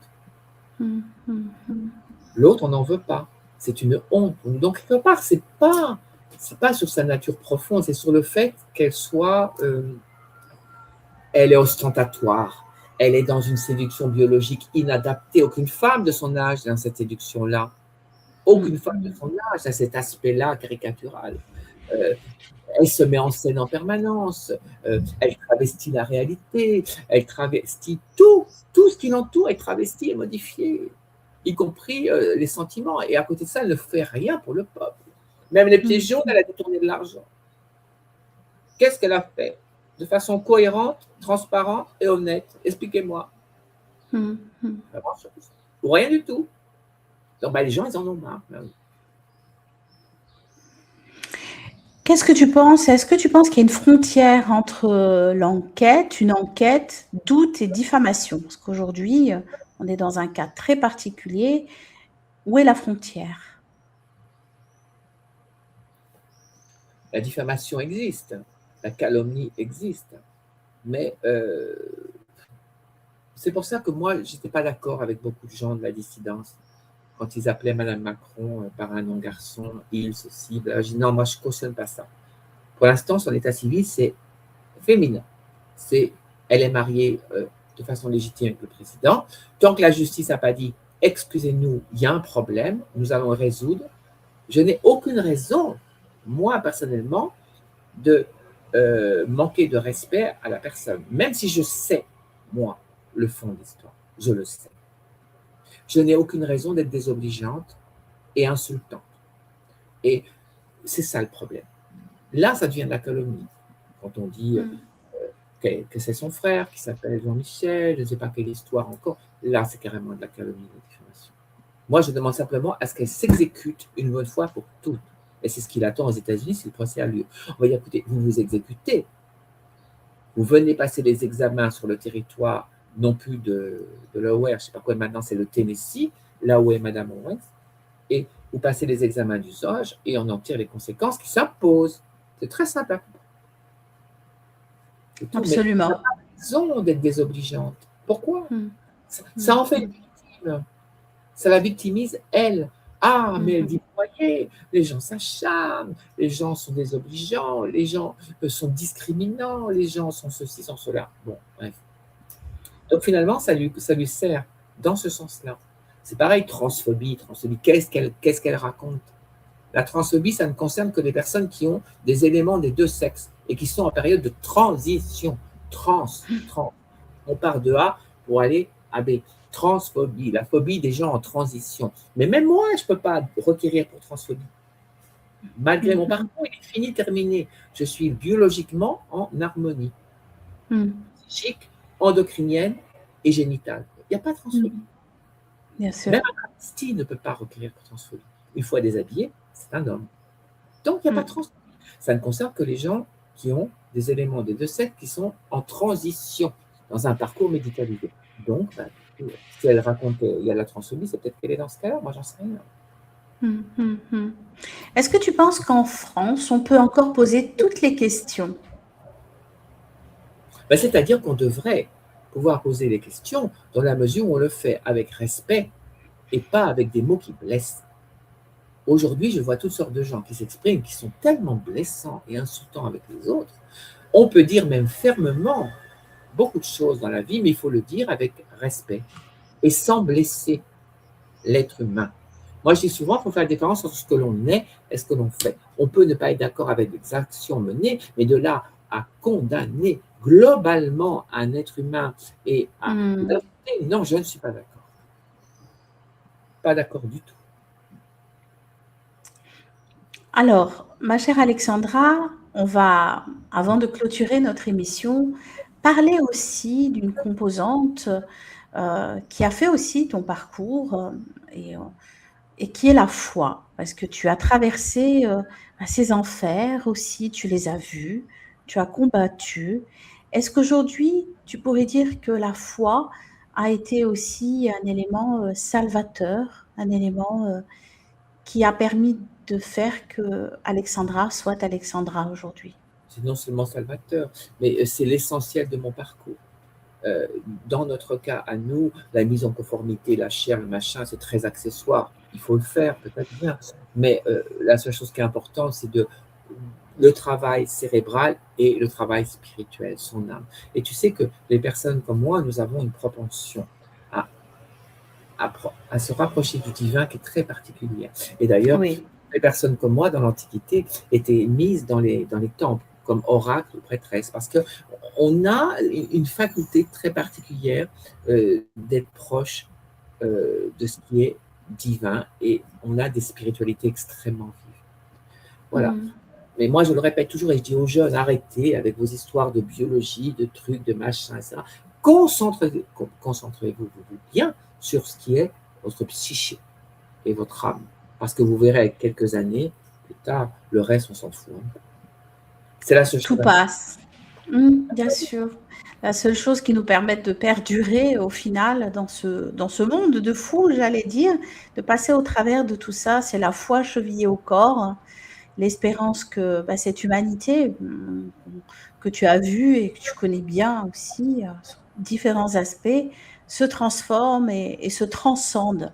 Et elle ne peut être que transcendée par le divin qui est en chacun d'entre nous. C'est une Et certitude. notre monde actuel manque cruellement de spiritualité. Les jeunes générations ne sont plus du tout spirituelles. Non. Et je pense que c'est un élément qui va les pousser vers une certaine perdition. Car quand on a tout perdu dans la vie, il reste encore ça. La Tout à spiritualité, fait. et se raccrocher à cette branche en humblement demandant peut-être de l'aide à des forces supérieures. Et en général, on reçoit quelque chose. Oui. Est-ce que tu as une anecdote dans ta vie où à un moment donné de détresse, tu as demandé et tu as eu? C'est-à-dire que je veux bien raconter quelque chose, on va me prendre pour une frappadingue, enfin, c'est pas très grave. Un jour, au bois de Boulogne, justement, je vois arriver une horde de voyous armés et j'étais entre deux armes et j'avais des vêtements, c'est vrai, qui n'étaient pas clairs. Et là, j'ai su que c'était eux ou moi, que je ne pouvais pas, matériellement parlant, m'enfuir. Ça n'était pas possible, j'étais coincé. Et je me suis mis dans une espèce de bulle de protection et j'ai prié la Vierge Marie, je lui ai dit, je t'en supplie, épargne-moi. Eh bien, tu me croiras si tu veux, c'est comme si j'étais invisible. Ils se sont arrêtés devant moi, en me regardant comme si j'étais là, et ils ne m'ont pas vu. C'est magnifique. Bien sûr que le monde spirituel est avec nous.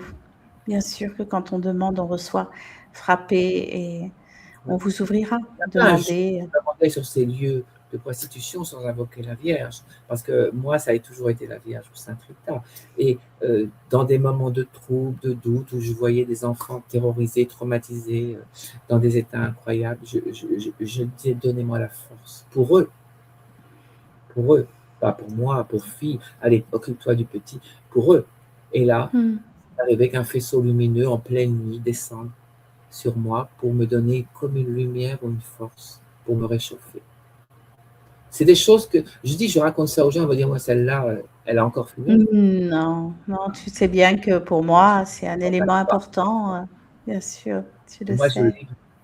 Et quand tu vas dans les milieux de la marginalité, de la précarité extrême, tu vois des gens qui sont habités par Satan, par le diable, mais d'autres sont véritablement habités par Dieu. Et ils se raccrochent à ça. J'en ai souvent parlé d'ailleurs avec la petite sœur Emmanuelle. J'ai rencontré de multitudes de reprises. Et alors? Eh ben, c'est elle qui m'a expliqué, affiné ma perception de cet état de choses. Elle s'occupait des chiffonniers du Caire, où il y avait beaucoup de personnes dans une misère absolument extrême, et beaucoup de gens aussi malfaisants qui profitaient de ces pauvres gens. Et elle était habitée par, je dirais, la lumière de Dieu, et elle apportait autour d'elle toute cette belle lumière pour assainir les esprits tourmentés et aider les pauvres gens. Quelle belle femme! Un petit bout de fou, toute petite comme ça, mais alors, elle déplaçait des montagnes, hein. Spirituellement et physiquement, elle déplaçait des montagnes. Magnifique. Mais tu l'es aussi, tout autant, Alexandra, et je te connais, voilà. Mais il n'y a pas de degré. Je pense qu'il y a ce que l'on est et ce pourquoi on est là, et que le rayonnement n'est pas à la mesure de la notoriété, mais à ce qui peut s'exprimer à l'intérieur. Et tu es profondément, à mon sens, lumineuse, ma chère Alexandra. C'est-à-dire que la Voilà. définition de la foi, croire, c'est facile quand tout va bien. C'est quand tout va mal que l'on voit si notre foi est vive. Quand tout va mal, qu'on a tout perdu, qu'on est au bord du gouffre, on croit encore et on invoque. C'est là qu'on voit si notre foi est véridique. Mais tant qu'on est dans son petit confort, bien sûr, on a la foi, c'est facile. Bien sûr, bien sûr. Eh bien, ma chère Alexandra, on arrive au terme de cette belle émission. Je te remercie pour ta présence. Et un petit mot pour dire, est-ce que cela t'a semblé agréable? Est-ce que tu as aimé notre échange? Je t'aime toi déjà. Tu le sais, tu le sais. Tu es Merci, mon pas cher ami. Alexandre. Bien sûr, d'être avec une amie, c'est merveilleux. Et on a oublié quand même un petit truc. On n'a pas bien parlé de la SOFEC, du parcours de 18 ans, c'est très important. Et il faut Ah rappeler, oui, oui, oui, rappeler que évoque-le. à l'époque, il y avait 9 ans obligatoires de psychiatrie, d'observation, où on allait réharmoniser notre, notre cerveau, notre psyché, pour Psyché. le diriger vraiment du côté, donc moi, féminin, pour qu'on apprenne à se comporter, automatiser les intuitions et les émotions féminines. Très important. Ensuite, il y avait, si nécessaire, cette fameuse castration chimique. Moi, je n'y ai pas eu droit parce qu'il n'y avait rien à castrer. Mais la réharmonisation endocrinologique, puis les chirurgies, etc. Mais je pense que par rapport à ces parcours-là, il faut déjà qu'à la base, il y ait une raison et qu'on prenne tout son temps. Parce que c'est toute la vie après qui est assujettie Exact. à la réussite. Et si jamais c'est un échec, c'est C'est dramatique. invivable. Donc, je dis aux jeunes qui se lancent là-dedans, si vous avez juste un questionnement psychologique qui est parfaitement respectable, on résout le problème avec un psychanalyste, avec un psychologue, un psychiatre, si vous voulez. Et tu sais, en psychiatrie, il y avait quelque chose dont personne ne parle, et tu vas voir, ça va te faire penser à toutes sortes de monde, y compris au président de la République.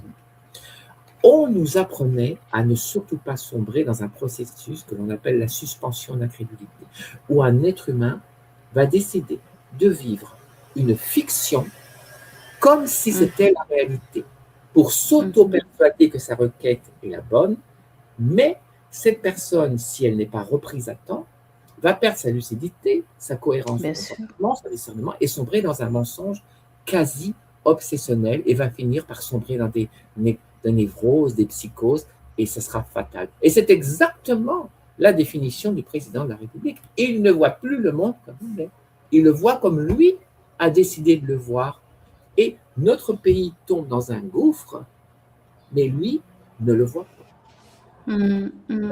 Complètement concerné par ce que je viens de dire. Et tous ces jeunes-là doivent faire très attention à ne pas imaginer des choses qui n'existent pas. Il faut s'accepter. C'est la base de tout. S'accepter comme on est, nous. Apprendre à se connaître et se comprendre. Et après, s'il y a des choses à régler, il faut les régler avec l'aide de la médecine, de la chirurgie, si vous voulez, et encore avec beaucoup de modération. Mais il faut d'abord s'accepter et s'aimer soi-même comme on est, même avec une différence. Absolument. Eh bien, écoute, ce seront ces mots de fin et j'espère que cette jeune génération écoutera ces mots empreints de sagesse et surtout, surtout d'une grande expérience de vie qui est la tienne. Voilà, ma chère Alexandra, j'ai pris beaucoup, beaucoup de plaisir et je suis sûre aussi que tous ceux qui nous ont écoutés en ont pris également. Et puis, bah, écoute, tu Alors, fais sais un gros que bisou à ton auditoire en leur disant j'ai été ravie de passer ce moment avec eux et avec toi. et moi aussi, j'étais ravie, ma chère Alexandra. Je t'embrasse vraiment très fort Moi en tant aussi. qu'amie. Et puis, eh bien, on se retrouvera très, très vite, je pense aussi, Voilà, pour dès que tu d'autres rentres émissions. à Mais oui, Paris, absolument, au ma chère resto. amie. Un petit resto direct, exactement. Je t'embrasse bien fort et puis à très vite. À très Je vite. t'embrasse. Je Merci, au revoir. t'embrasse.